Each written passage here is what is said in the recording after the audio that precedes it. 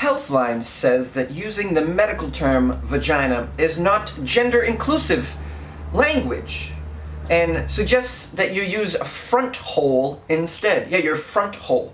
Well, that's a problem because we have a few front holes, and I'm not a woman, and I still have a couple of front holes. Yeah, I got 2 holes here, a couple holes here, a hole here. So I think front hole is not specific enough, but then again, I'm not a scientist or biologist. So let's get into the article and see why this is happening. To me, this sounds like some more bullshit. Healthline has claimed health disparities and higher rates of HIV and STIs observed in LGBTQIA communities are due to discrimination in the sex ed world.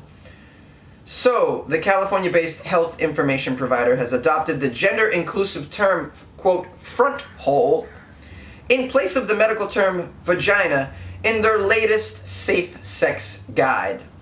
For the purpose of this guide, this is their quote, "For the purpose of this guide, we'll refer to the vagina as the front hole instead of solely using the term vagina," the document explains. This is gender-inclusive language that's considerate of the fact that some trans people don't identify with the labels the medical community attaches to their genitals. For example, some trans and non-binary identified people assigned female at birth may enjoy being the receptors of penetrative sex, but experience gender dysphoria when that part of their body is referred to using a word that society and professional communities often associate with femaleness. An alternative that's becoming increasingly popular in trans and queer communities is front hole.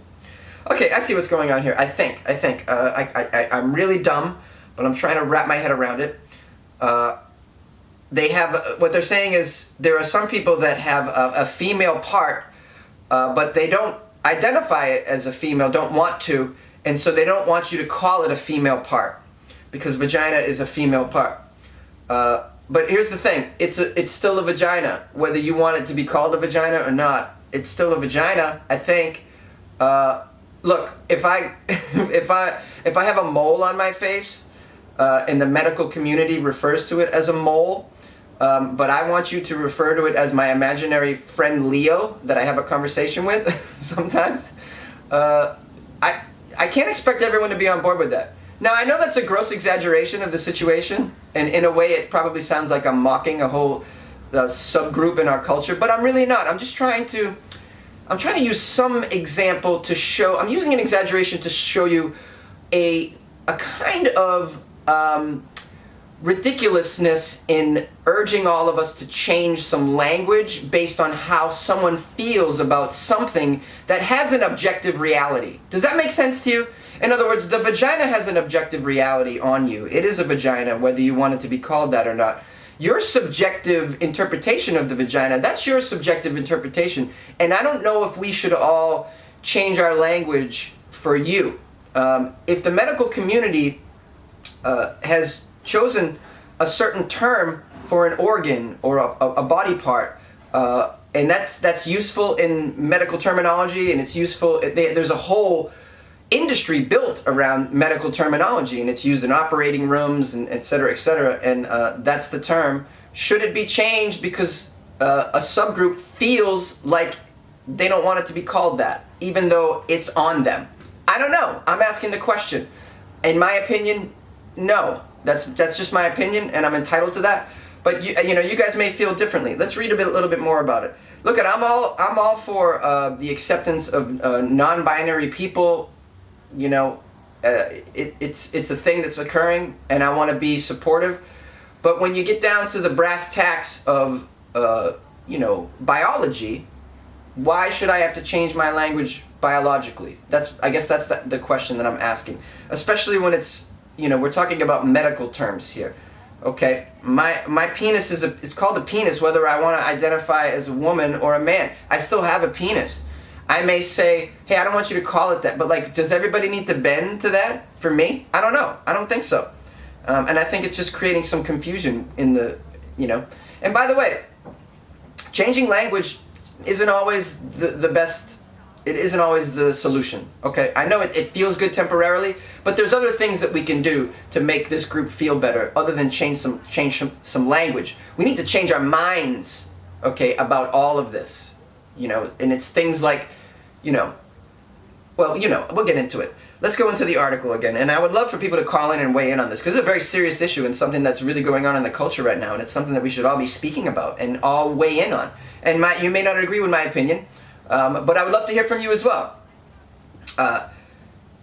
Okay, so there's a document here. It went on to claim that lack of representation and anti-LGBTQIA bias in standard safe sex guides stigmatizes certain sexual behaviors and identities and is directly related to higher rates of HIV and STIs reported.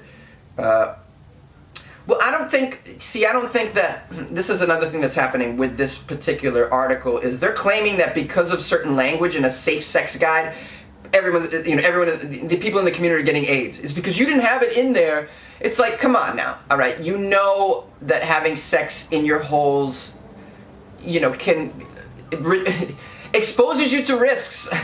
Having sex in your vagina, having sex anywhere, giving blowjobs, anything, oral sex, you name it, you're always at risk, okay? We don't need to just blame certain language in the safe sex guide, all right? What we should be doing is teaching that all types of sexual activity can expose you to risks, okay? That's what should be going on. Not, listen, you didn't say what hole I could get an STD, and it's like, hello, all holes. I think we're pretty on board with that, all right? We all know that the moment you take off your clothes and climb into bed with somebody, whether your holes are penetrating or not, you're at risk, all right?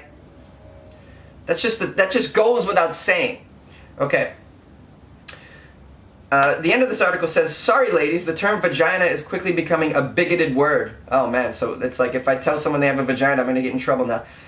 As is often the case with transgender ideology, its greatest impact is on women and girls. Men and women are inherently different, and women will pay an especially high price if we continue to pretend otherwise. I don't know what that means, but it saddens me that I can't use the word, like we're moving into a place now where using the word vagina is like, excuse me, this isn't a vagina. I'm sorry, what did you want me to call it? I want you, what can we call it? You shall refer to it as heaven. Yes, it's my heaven. Actually, I would call vaginas heaven because to me they're most definitely heaven, and I worship vaginas for sure, for sure. I'm gonna continue to call it a vagina, by the way, or love spot. How about that? How about we just call things love spots? I don't like frontal holes, by the way. Front holes, it's very, I don't know. It's just very, it needs to be dressed up a little bit. If you're gonna change it from vagina, change it to something pleasant. like how about my feel-good area? That would be good. Like, let's talk like children. How about that? Do you want to put it in my feel-good area? Okay. Hey, call Weird AF News, because I know you guys have an opinion on this. 646-450-2012. Email me, funnyjones@gmail.com. I want to hear from some LGBTQIA people as well, because I'm sure you guys don't agree with me in this segment and how I've expressed myself. And please don't blog about me and make me lose my career, which I don't really have, which is really non-existent. But just call in and give me your side of the story.